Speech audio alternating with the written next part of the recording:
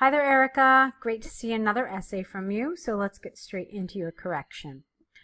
Okay. Starts right into it. Okay.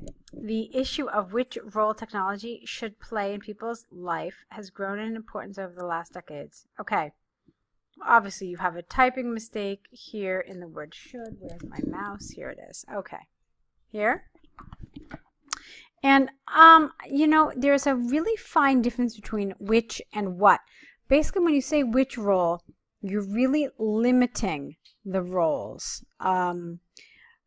You're saying that there's a very finite, a very definite small number. But if you say what role technology should play, you're really broadening it. And there's a part of me that feels that what role technology should play, there's a part of me that thinks that sounds better. Also, people don't have one life, so I think that everybody has a separate life, so it probably should be people's lives.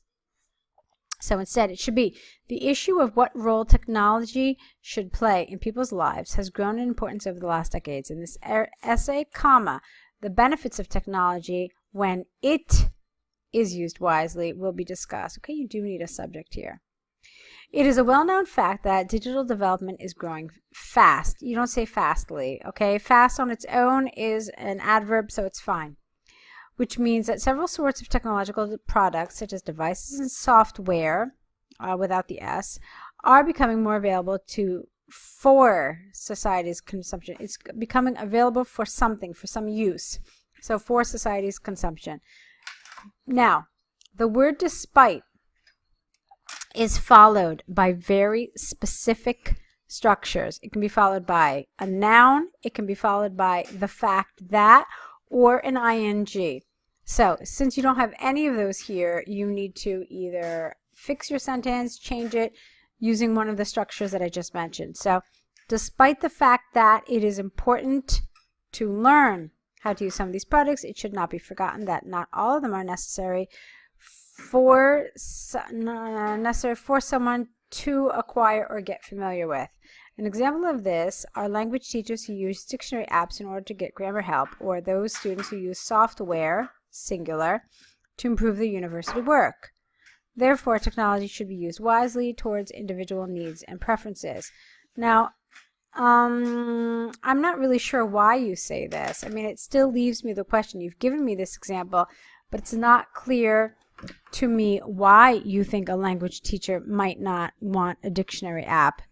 Well, as a language teacher, I know that I do, so I'm not really sure why you said this. Now, I know you might think, well, it's not an idea exam, it's an English exam, but still, it's important that, your ideas make sense, because if they don't really make sense, then the examiner might think that they don't make sense because of some language issue.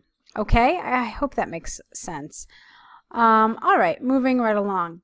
There are many advantages that technology can provide which can outweigh, you need to get rid of the T and the S because you're talking about advantages that can outweigh, that's a verb.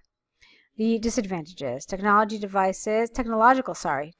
devices can make tasks faster and simpler, which allows, I guess that's right, yes, individuals to use their time in the here best way possible. As a result of this, technology can increase people's intelligence as it allows them to perform a higher number of tasks in a short period of time. A recent study made by the American Department of Innovation and Technology has shown an increase of 45% in people's work efficiency when they are using technological resources. Fine, lovely. To conclude, people should not, I would have gotten rid of this here, people should not adapt themselves to all technological products which are currently on the market, mainly because most of them are not necessary to their lives. It is without doubt that technology should be appreciated wisely and preferentially be seen as a tool in order to improve people's capacity. Okay, so it's mostly a nice job.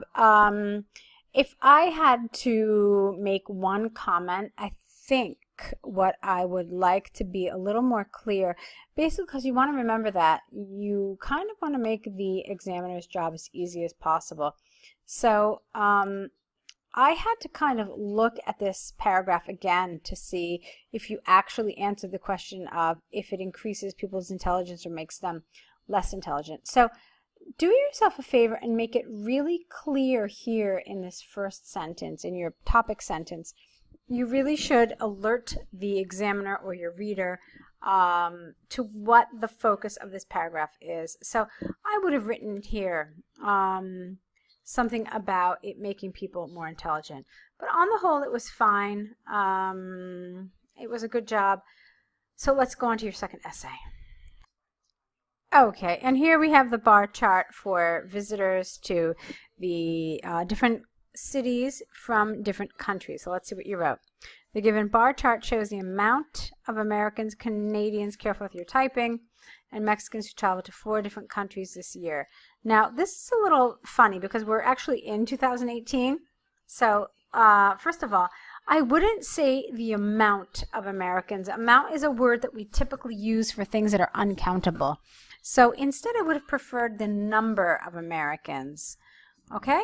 So the given bar chart shows the number of Americans, Canadians, careful, and Mexicans who will travel to 4 different countries this year without in. It is clearly evident that Paris is the most popular destination among the Americans, making up a number of 100,000 visitors, which is 20,000 more in comparison to London, the second most visited destination. Careful with your typing here, careful. Followed by this, Madrid and Istanbul, again, typing or spelling, whatever, are the least popular cities visited by Americans, comprising of 60 and 70,000 respectively. Spelling, careful. The chart also illustrates the majority of Canadians choose Istanbul as their favorite destination, accounting for approximately 70,000 visitors. Now, here you need a linker. I don't mind that you made this one sentence, but in order to do so successfully, you need to have a linking device here. And in fact, I would have actually, I don't know what happened, but that's okay. I would have actually encouraged you to separate it because it's already a rather large sentence. Take a look at where it starts and where it finishes. The chart also illustrates that the majority of Canadians choose Istanbul as their favorite destination, accounting for approximately 70,000 figures, comma, a figure which is 3 times higher than the number of those who go to Madrid. Okay, so if you had done that, it would have been perfect, but it's still kind of long. There's no reason for a sentence to go like 3 lines long. Okay? Moreover, the number, again, of Canadians, careful here, the spelling is becoming an issue. It should be capitalized and there should be no N here. The number of Canadians who go to Paris and London is quite similar to one number, quite similar with 45 and 50,000 respectively.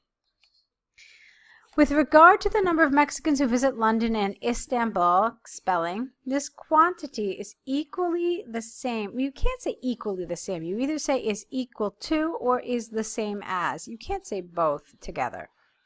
So it is equal at precisely 20,000 visitors, whereas Paris has a difference of 5,000 more people in comparison to these both cities. No, to both these cities. A little bit of word order.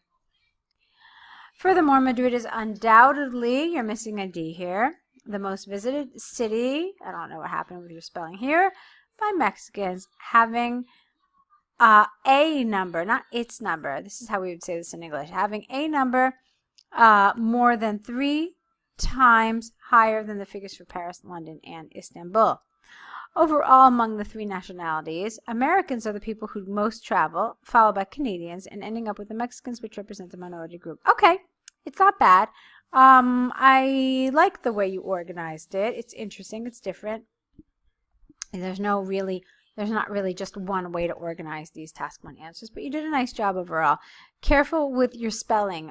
In this particular task, I feel like your spelling is probably your biggest weakness, but there were a number of good elements. So great job. Keep writing, Erica. Keep practicing. Be aware of the spelling problems. I don't know if it was just typing or spelling, but do be aware of it. Okay, so keep on writing, and I will be waiting for more of your essays in the next day or so.